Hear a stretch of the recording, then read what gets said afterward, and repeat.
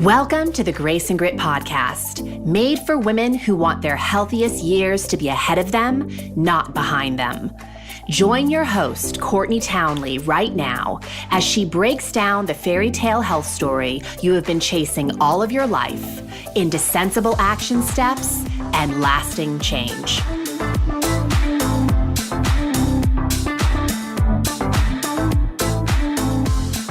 Welcome to the Grace and Grit podcast. This is your host, Courtney Townley. Thank you so much for taking time out of your schedule to listen in. I always appreciate you being here.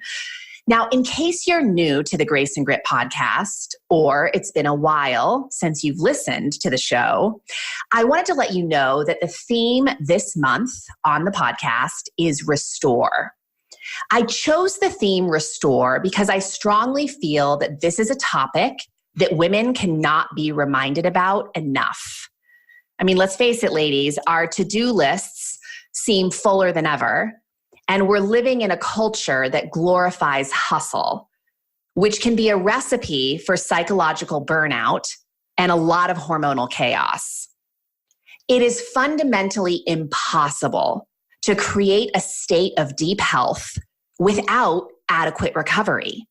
And I will forever be reminding my listeners, my clients, and my community that the answers to improving your health are often not found in doing more, but often in doing less.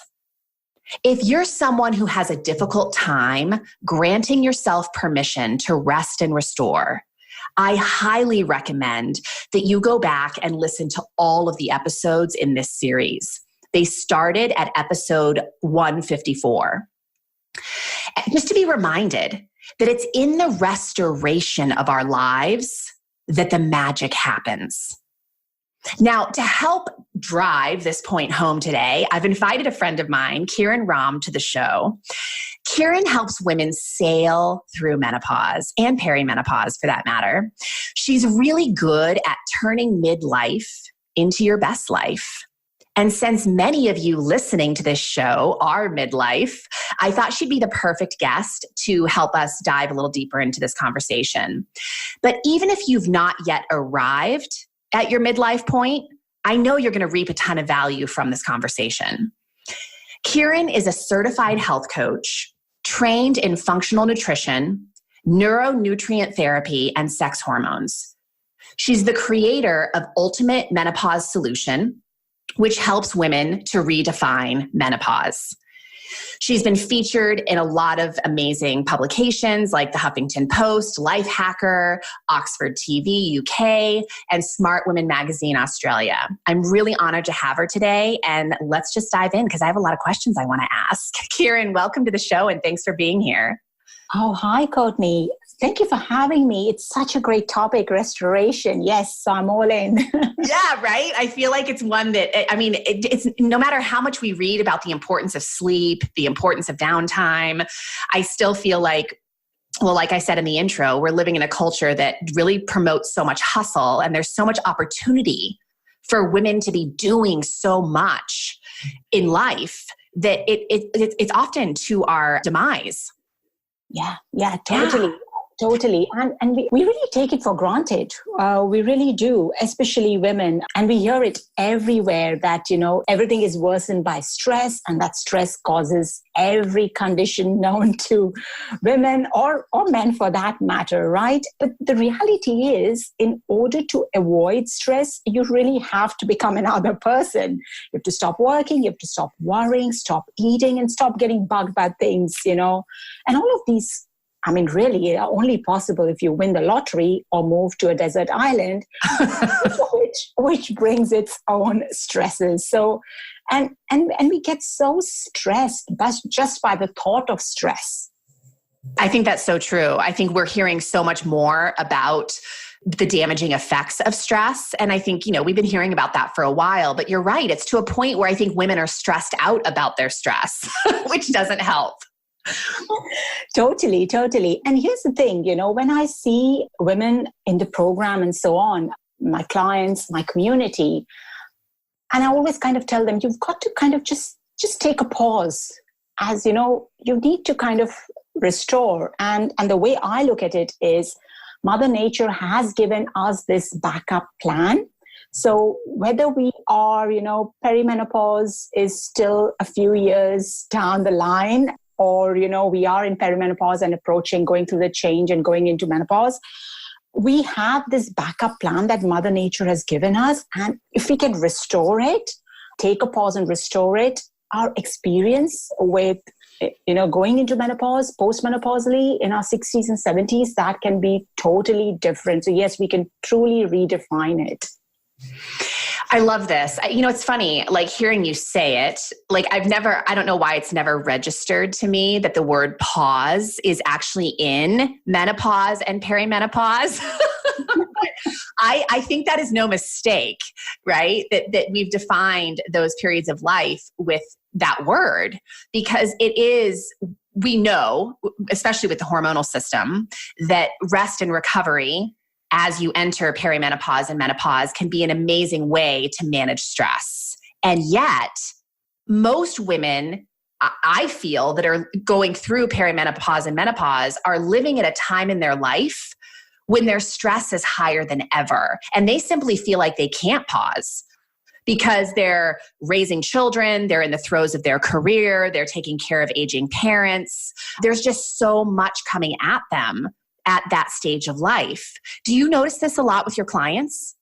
Oh yeah, sure. I mean, and just the word pause is there, menopause and perimenopause, but it's time we kind of, we unlearn how we look at that pause. We kind of, and the way women are rushing around is as if kind of, playing catch, is that pause is coming. So let's just get everything done, let's just live this life now because, hey, perimenopause, menopause, that's going to slow us down.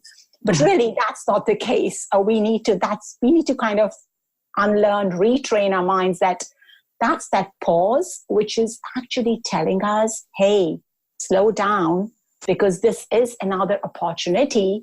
You have neglected yourselves, or you've put yourselves in the back burner in your 30s and 40s. And yes, because you were racing, you had to, you were building your career, growing your business, raising family, saving and paying bills, and all of that.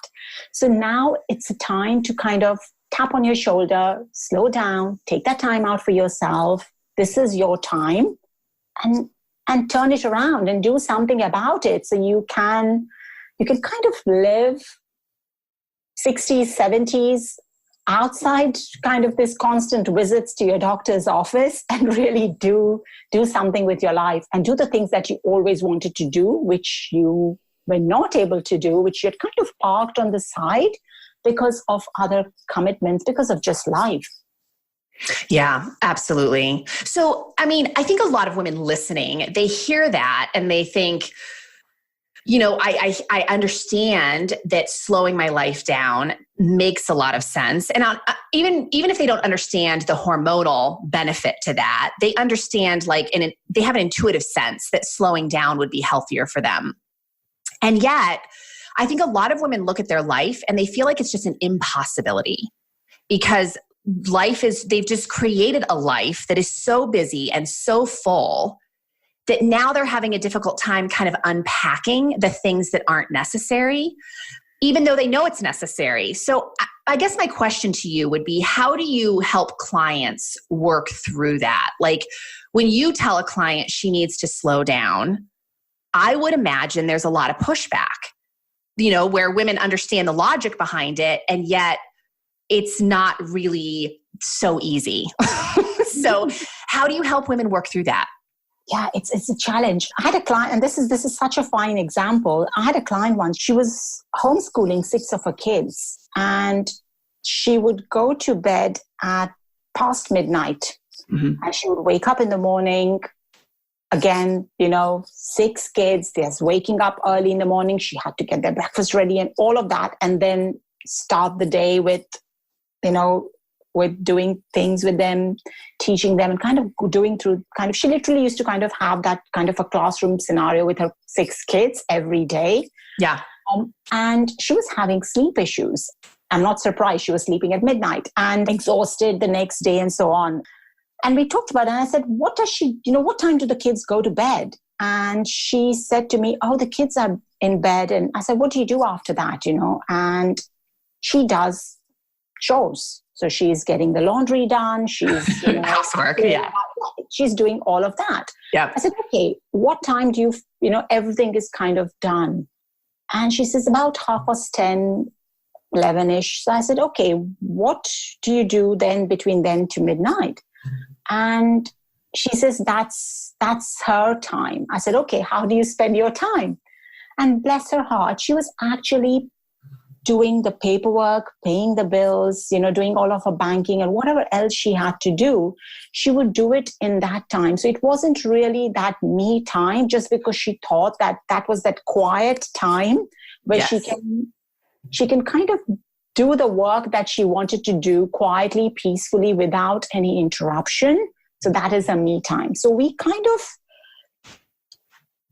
me time is, we've kind of, again, that me time, the me is totally out, right? And we started working and I said, right, she needs to then mark that me time in the calendar. And just like she marks her kid's dental appointment or, going to the bank or whatever, taking her child swimming or whatever she was doing with the kids.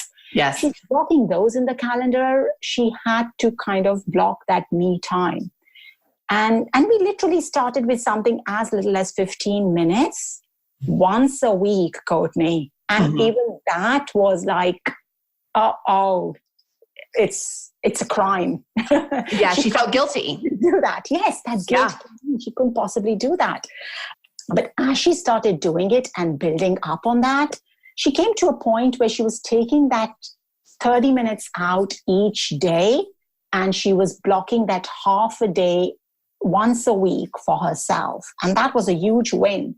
Interestingly, when she started blocking that 15 days, we also on the side worked that she had to bring that time, move that clock backwards, her sleeping time. She had to move. Instead of clocking off at 12, she started clocking off at 11:30 and so on. And just take those baby steps. Yeah. And yeah, finally we got it where she was actually sleeping. And it also, kind of reignited that relationship with her husband as well, because by the time she would finish off her chores and do whatever she needed to, and she would go to bed, he was fast asleep. So they didn't have that downtime as a couple as well. Yeah.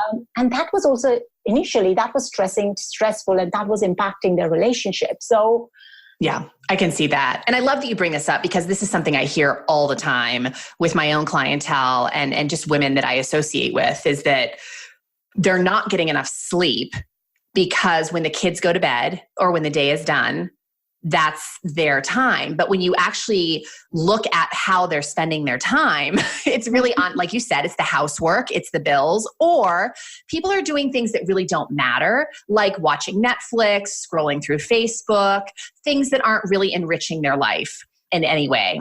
So I think that's a really important point, that we often convince ourselves that it's our time and that we're getting some big benefit from it. But if we really look at what we're spending our time on, we actually see that something else is probably true. And I also love that you just started that exercise with your client of just 15 minutes in the day of purely your time. Did you ask her also to premeditate what she was going to do with that time? Oh no, I said, you can do anything. You want to just sit on the couch, you just sit on the couch. You want to read a book. You want to pick up the phone and call a friend and just have a girly conversation with her. Yeah. That's fine. Just basically do nothing. Don't use your brain as you would normally do. Just kind of shut it off. And she started with that and it worked for her. And that's what I kind of do it with everyone, that if they're struggling with this kind of carving out that me time, you've got to make it a non-negotiable and put it in the calendar. And it really starts slow at that low number where you're kind of happy with, and you're not feeling that guilt doesn't come in as such. I mean, 10 minutes, 15 minutes, just to take that catch a breath kind of a thing and take that pause that works too. But you've got to kind of make that start, and you've got to really kind of take honest inventory of where you're using your time, how you're using your time. And really, by taking that pause, to those who are listening, if you want to be more productive, start there, because this is going to make you more productive. Yeah, absolutely. It really is. So we started with talking about stress, and we talked a little bit about sleep, and definitely lack of sleep can be a form of stress. Will you speak a little bit to how stress in any form affects our hormonal system, especially for women who are moving through perimenopause and menopause? Absolutely. Absolutely. When there is this ongoing stress, it elevates our cortisol. So that leads to that abnormal cortisol, which then, as far as the sex hormones are concerned, it leads to that excess estrogen in the body, because, our digestion shuts down, the detoxification is not optimal. And then that estrogen goes back into the feedback loop into our body. We're not eating right. We are not moving. That stress is there, which then kind of leads to low thyroid function, and then low feel-good hormones, our serotonin is on, our insulin levels, it impacts our blood sugar balance. We end up on that abnormal sugar control. We are on that roller coaster where we are turning to sugar as a pick-me-up for that energy. The cravings are coming, and it totally disrupts our HPA axis function, which is that brain hormone connection, leads to a tissue damage, guts, brains, achy joints. We feel that, we have brain fog, we're not thinking straight, leads to those bad feelings. So it's kind of that vicious circle. And really, when we get stressed out, our health is threatened. The hormones are getting totally out of balance because of that. And what I like to say is that hormonal email system, that gets hijacked. And what do I mean by that? Hormones are basically just messenger molecules.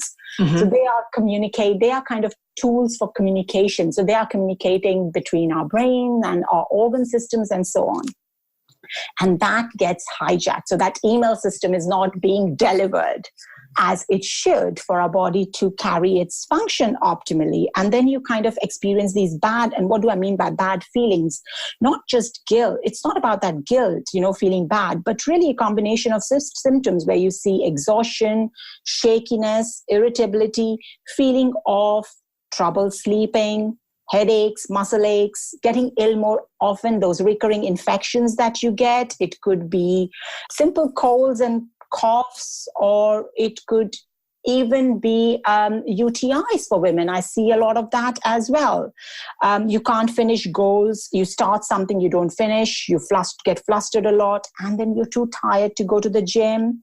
You overreact a lot to events or people. So anybody just telling you something, you'll kind of feel that, why am I crying? I'm kind of as if the world's come to an end. So you become more sensitive. And really, you start to wonder what the world is going on. Are you really going crazy? Yeah. Right? So those are the kind of symptoms that you start experiencing. And really, women who have the hardest time I've seen going through menopause often are the ones with the most stressed out adrenals, Courtney. Oh, yeah. And those stressed out adrenals can come, yes, through, life as it happens in their 30s, 40s. It can also happen, midlife, when we come to our 50s or so on. Most of us are kind of caring for elderly parents. So that's stressful. You're losing family members. It could also be past trauma that you're carrying with you. So there's a lot going on there. And yes, we all have a very stressful lifestyle. So the more problems you kind of, have, what's happened in your life, the stresses, the challenges of menopause are going to become even stronger. Exactly. And I love that you're bringing that up, because I often speak with my clients about the fact that a lot of times what we're experiencing in our 40s, 50s, and maybe even our early 60s, it's not like it happened overnight. Sometimes it does with, like you said, if there's a death in the family or a really kind of traumatic event or some really stressful episode that sort of shook your hormonal system, that can happen. But a lot of times it's the lifestyle we've been living in our 20s and 30s that also can have a huge bearing on what our hormones are doing in our 40s and 50s. Totally. And I also wanted to speak to the fact that you mentioned that when stress is high, cortisol is elevated. And that really, cortisol is a really wonderful hormone in a lot of ways. But if it's dumping into our system too often, because we have a lot of stress constantly happening in our life, it actually gets very damaging in our system, right? It kind of breaks down tissue. It causes immune challenges. I mean, all the things that you mentioned, it can be really a damaging hormone. And I had the Dutch test done last summer. And I had one of the medical advisors for the Dutch test come on to the podcast and do an interview. And she used my test as an example of just kind of talking people through. And the reason I'm bringing this up is because it speaks exactly to your point that when cortisol is elevated, estrogen is also often elevated. And I went through a very stressful summer last year. I was drinking caffeine in bucket loads because I wasn't sleeping very much. I had a lot going on in my personal life and my professional life. And when I had the test done, it was really no surprise to me that my estrogen was elevated. And I'm really anxious to have the test redone now that it's been, about 6 months out, because my stress level is so much lower. And I also have significantly reduced my caffeine intake. Right. Yeah. But I definitely experienced firsthand, at 42, just how powerful the effects of elevated estrogen, and breast cancer runs in my family. So nobody wants elevated estrogen because there's a lot of negative consequences that come from elevated estrogen, correct? Yeah, sure. Yeah, absolutely.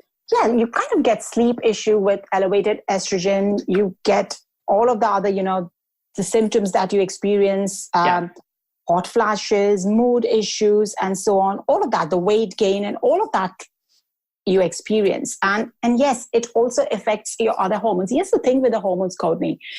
It kind of is a domino effect. If one is out of balance, then if you're not careful, then the others would go out of balance. And when you start balancing one, the other automatically, they kind of all start getting aligned and getting back into balance.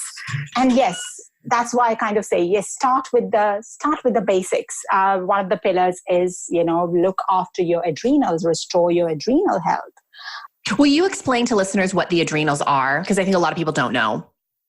Okay, adrenals, they pack a punch. They are tiny glands that sit on top of your kidneys, right? Yeah, exactly. They sit on top of our kidneys, and they play such a huge role in our health. The adrenal medulla produces the stress hormones of alarm. So when there is too much of that alarming stress, it can deplete the adrenaline hormones. Now, we know about the adrenaline, the fight or flight hormone, right? Yes. It floods out the adrenal medulla into the bloodstream when we get a fright or a shock. Now, its job is to increase the heart rate and increase the blood going to our heart and extremities.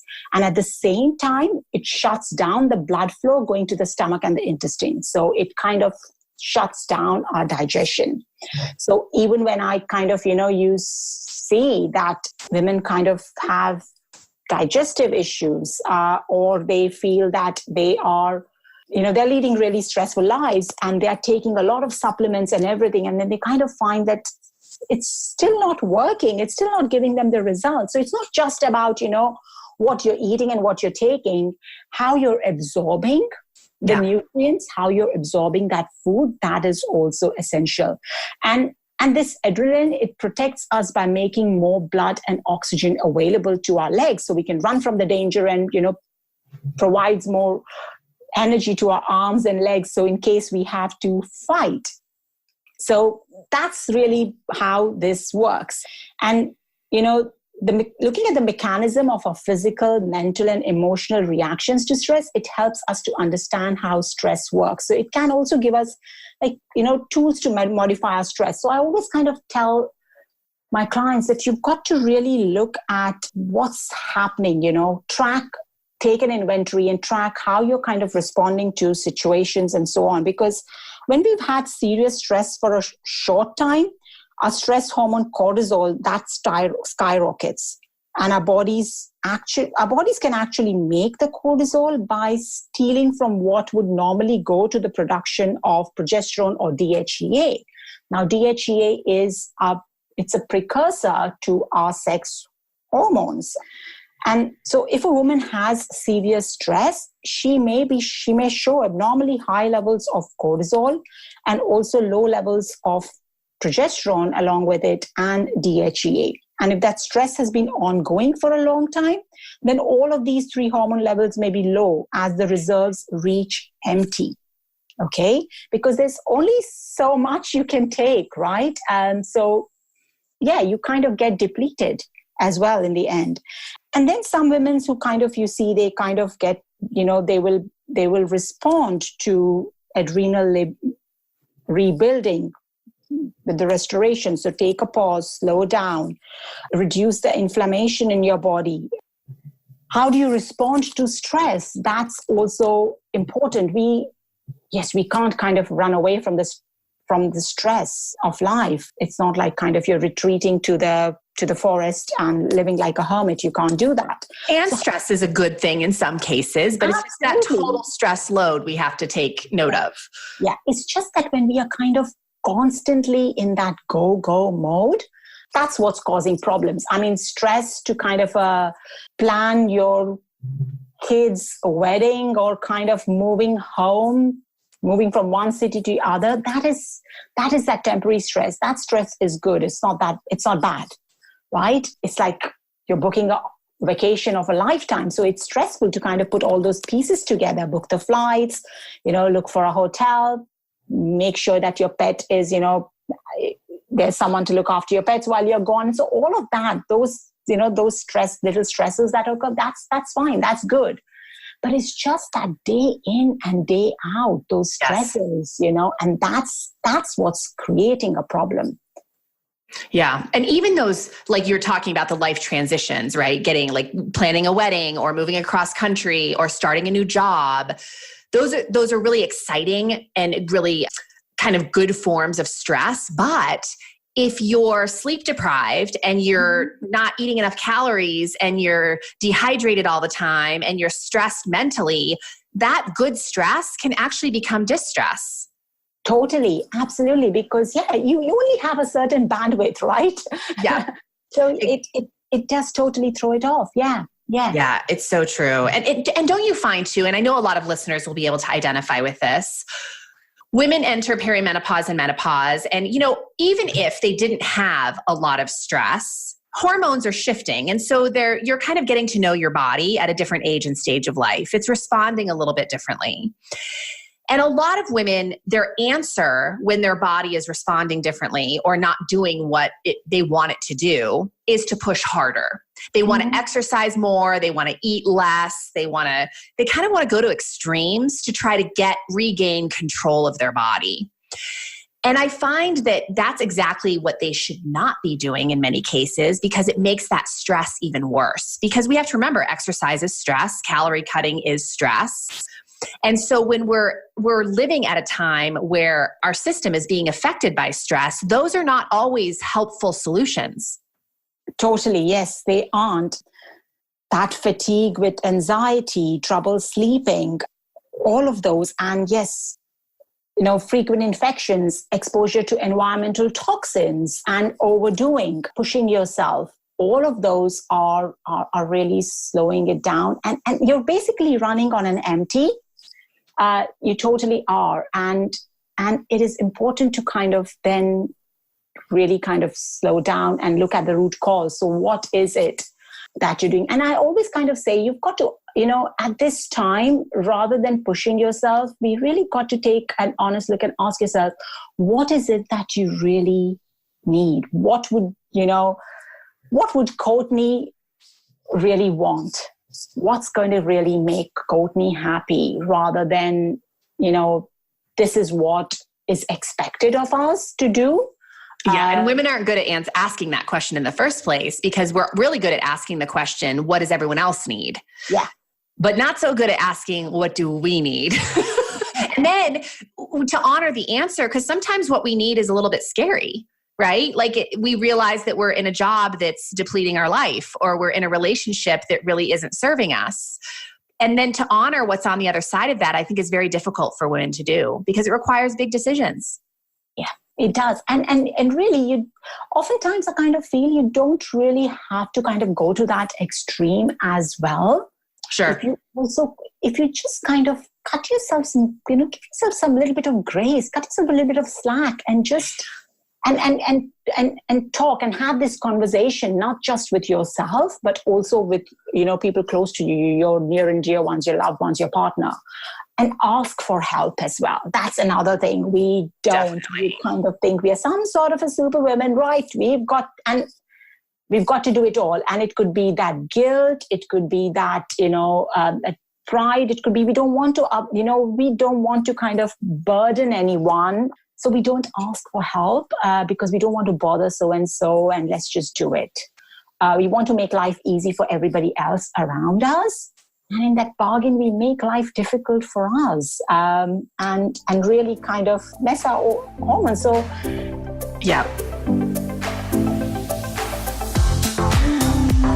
If you're someone who has been listening to the podcast for a while, or you've been following me in other spaces and places online, and you're interested in doing a deeper dive into improving your health story, I want to let you know that we are opening the doors to the Grace and Grit Signature Program on April 1st. Now, the Signature Program is a 6-month program with pretty extensive support on many, many levels. You get to coach with me privately. I use a pretty state-of-the-art online classroom that helps to support the education that I'm delivering to you over that 6 months. It's a really remarkable program, and it truly is the meat of the work that I do. So if you have been looking to hire a coach or sign up for some kind of program that is beyond fad dieting and crazy boot camp type classes, I would really encourage you to go on over to graceandgrit.com, check out the programs page, and specifically check out the Grace and Grit Signature Program. Read about the program, and if you feel like it's something that you are interested in, I would strongly encourage you to sign up for a free coaching call with me, an hour-long free coaching call in the month of April. I only do these coaching calls twice a year, just prior to the start of this program, and I do it for 2 reasons. I do it because as someone who's been around the community, I want to be able to give back to you on some level, but I also want to be able to tell you a little bit more about the program. I want to answer any questions that you might have. And most importantly, I want to make sure that we're a good fit to work together. So if you're someone who has been considering working with me on a deeper level, head on over to graceandgrit.com/kickstart. Again, that's graceandgrit.com/kickstart. And you'll be guided through a little questionnaire. And at the end of that questionnaire, you will be directly linked to my online scheduler, where you can select a 1-hour time slot that works for you in the month of April to get on the phone and be coached by me directly. So I really hope that you will be interested, and I hope that we'll be talking sometime in the month of April.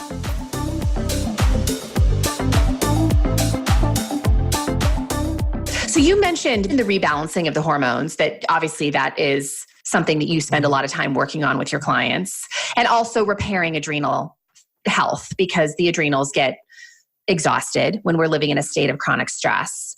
So will you speak a little bit to how recovery actually helps rebalance the hormones and heal the adrenals?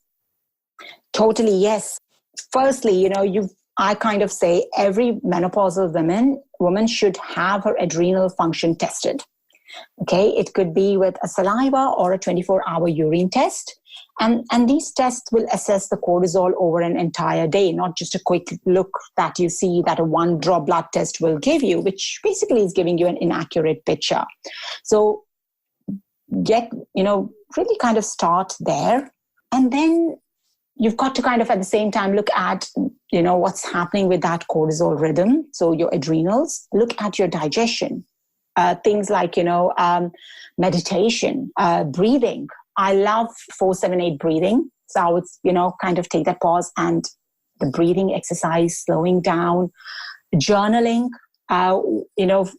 food and mood. So how do you basically, yeah, it's actually a food, mood, poop journal that I use with my clients. So, what are the foods you eat? How do you feel before and after? You've got to kind of look at all of that to give you a picture. And once you track it and then you really look at it later on, you'll be amazed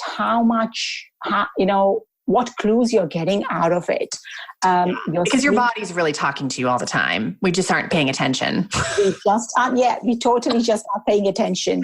So eat an anti-inflammatory diet, find out the foods that are triggering that kind of response in you, eliminate those because they're not really working for you. So crowd out, if it's hard to kind of, eliminate those foods, start crowding them out with the foods that are beneficial for you. Really, you need the nutrients that start there, nutrients that feed and heal your adrenals. Because here's the thing, when you're chronically stressed or have adrenal dysfunction, we need to feed, maintain, heal, and protect our adrenals. And it is totally doable. No matter how badly affected your adrenal glands may be, they can heal. Even if the impactful unhealed stress was decades ago, you really can heal it. So identify and remove that stressor, and then take appropriate nutrients and herbs that are healing and nourishing your adrenal glands. It's not a magic pill. Doesn't happen overnight. You need to give yourself some time and be patient. And as you mentioned, Courtney, like you say to your clients, you didn't come, at this point where you're now with your health and your symptoms. It didn't happen overnight that, hey, you went to sleep and the next day morning, my hormones are out of whack. It doesn't happen that way. It builds up. It's kind of, it's all kind of accumulated over the whatever you've eaten, how your life has been, how you've lived your life, and all of that, and all the imbalances and everything that's happened. So you really need to kind of start there and be patient with yourself. And then there are supplements such as vitamin C, B vitamins. They would help you nourish your adrenals, magnesium, and all of that to kind of get your adrenals back into balance. And here's the thing, when we are, you've also kind of got to look at this, that when we are stressed, as I mentioned earlier, our bodies cannot seem to hold those nutrients as well, that absorption. So you need to really kind of start slow and start with food, start healing your digestion and supporting your digestive system, and then build on from there. I love it. So what I hear you speaking to really directly is that restoration is largely about tapping into our parasympathetic nervous system, which for those of you listening, the parasympathetic system is really your rest and digest state. So it's not the fight or flight state, which we all kind of live in too much of the time. We just know that, right? Yeah, but it's more of that rest and digest and the things that you're mentioning, nutrition, making sure that you're paying attention to not just what you're eating, but how is your body responding to what you're eating? Because like I say to my clients all the time, just because something is a health food or a whole food doesn't mean it works for all people. So you need to get into relationship with your body to understand how certain foods are affecting you. And then of course, like incorporating more of the downtime and, meditation, journaling, supplementation. I think all of those are really great reminders. So restoration is not just sleep is the point we're trying to drive home here. There's so many things that you can be incorporating into your lifestyle that will help promote the restoration of your physiology from a hormonal level outwards. Yeah, totally. And here's the thing, you made such a great point. Restoration is not just sleep. But when you have that restoration, you end up sleeping better. Yes. And that was one of the things I wanted to ask you, because when clients come to me and we kind of talk about 5 elements of managing stress. We talk about the need for sleep. We talk about managing the mindset. We talk about nutrition. We talk about exercise, and we talk about hydration. And when we consider those 5 points, the one that I always feel like I wish everybody could start with is sleep. Because if you are not well slept, nothing else, you're not really motivated to do anything else. But I can't just say to a woman who isn't sleeping, hey, get more sleep, because she might have a lot of hormonal challenges with her sleep cycle, or her life just might be so jam-packed that she doesn't quite understand how to start unpacking it. And so, yeah, so I just think that's a very relevant thing to mention, is that I do think that sleep is probably one of the first things that a woman should be doing to get adequate restoration. And yet, what I hear you saying, and I completely respect, is not everyone's in a position to get a good night's sleep because of their hormones and their adrenals.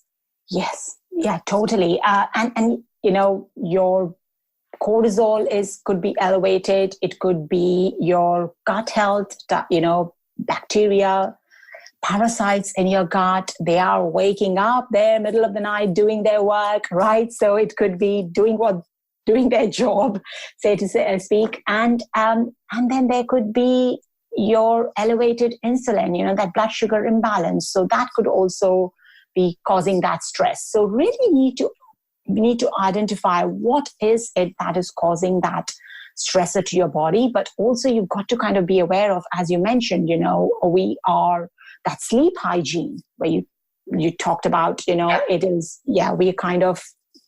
we're living in this digital world, and you're up at night, you could be watching TV, you cannot sleep, so you're up catching up on Netflix, or you can't sleep, so you are on Facebook. It could be any of those. So that sleep hygiene, you need to kind of be aware of that. Make sure that you switch off. Yes. Plug. And it can be hard to a lot of us, because our phones are charging. They are at hand next on our bedside table, and you automatically just reach out. I had a client, and thankfully she is sleeping now, well into her third week into the program. But initially, when we just started working on the sleep hygiene, and she was following it, she was practicing the breathing and all of that, and she actually emailed me at 2:30 in the morning to say that she's awake and what can she do. Yeah. So it isn't a magic pill. You've got to kind of... It's a practice. That's what I always say. It is a practice. And my response to her was that, hey, why are you sending... That's fine, what's happening. We kind of talked about it, but I did end that email that, why are you actually, you plugged yourself onto your... Of course. Email, and you're sending, so because you haven't just unplugged to send me that quick email. Now that you're in, hey, Yeah. Well, and that's... You're going to be on it. Exactly. And you've talked a lot about cortisol and how, cortisol is really the stress hormone that, if we don't keep our stress in check, can really create a lot of hormonal havoc. And what a lot of women I think still don't understand is that at night, if you're using a lot of electronic devices, you're being exposed to that blue light from the screen, whether it be the TV, the computer, the iPhone. And that blue light stimulates cortisol. So if you have trouble sleeping, the last thing you want to be doing is elevating cortisol at a time where you want your body to be winding down, specifically with melatonin, right? It's kind of like your winding down hormone. Yeah. And I think a lot of people just don't understand that if you're not wearing blue blocking glasses, or you're using electronics in abundance in the late hours of the night, it's really going to fire you up energetically and not help you to sleep. So I think that's something just worth noting. Yeah, because cortisol, when cortisol is elevated, it suppresses melatonin. Yes. And that's how the rhythm is. As the day falls, that melatonin starts rising, cortisol is at its lowest. And when it's our waking time, daylight coming in, that's when that cortisol is gradually kind of elevating and that melatonin is getting suppressed. So totally, spot on. That blue light is actually suppressing that melatonin. Yeah, and that's a great example of how cortisol is beneficial. Like, if we didn't have cortisol, we wouldn't wake up in the morning. I mean, cortisol should be rising in the morning. It's a beautiful thing. But it gets really, thrown off, I think, with this, just in this digital age where we're constantly exposed to blue light. And when I had my Dutch test read, my naturopath actually suggested that I get blue blocking glasses. And within a week of that, I went to my optometrist and he also suggested that I constantly wear blue blocking glasses.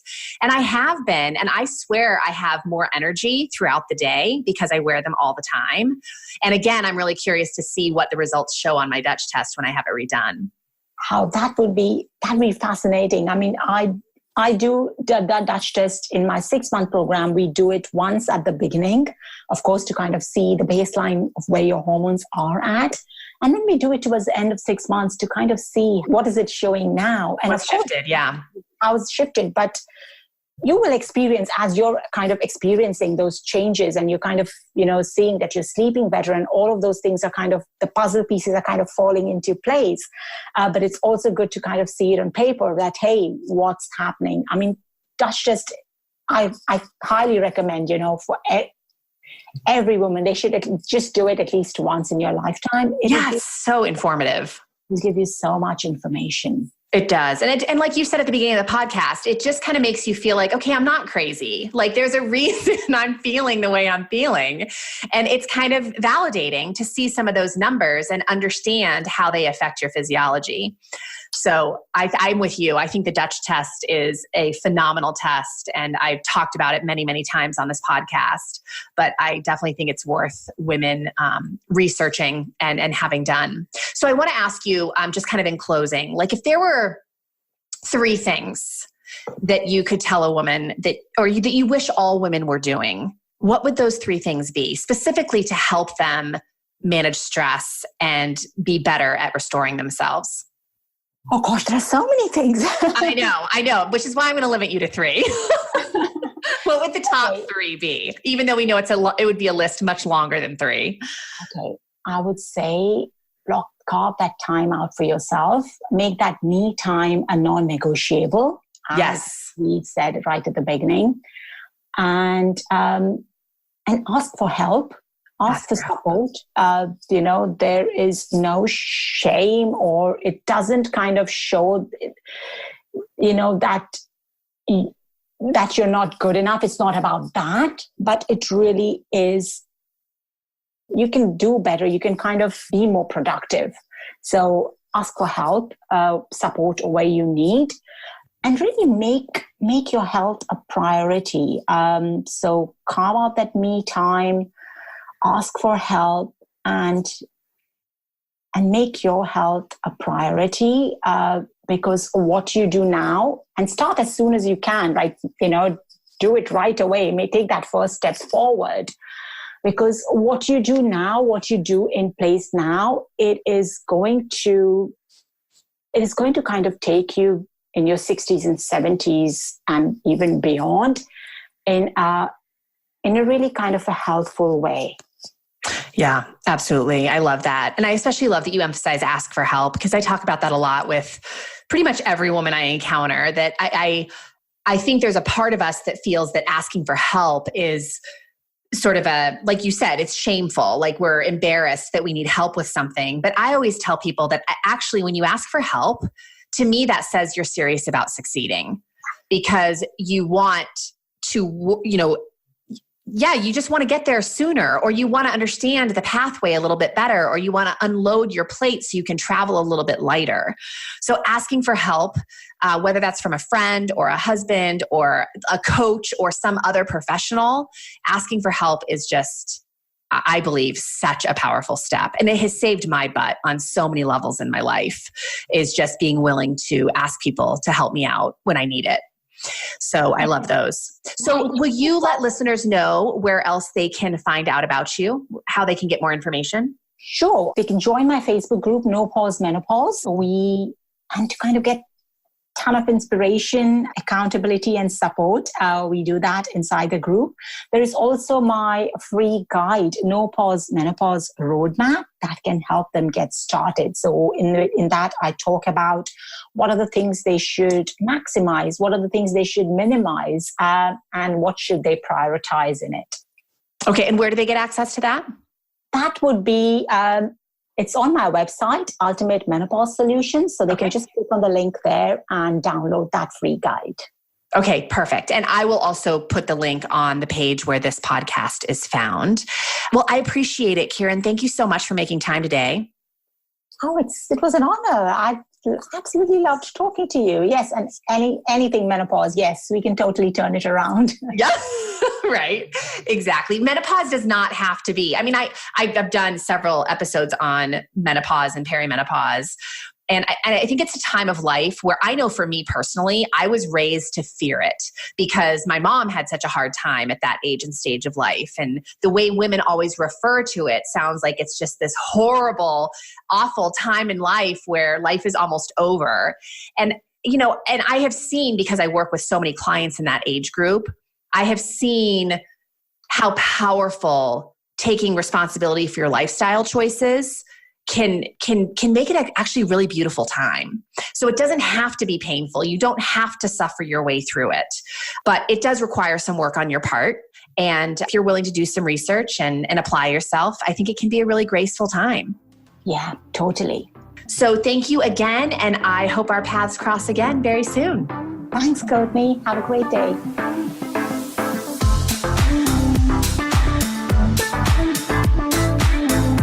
Thank you for listening to the Grace and Grit podcast. It is time to mend the fabric of the female health story.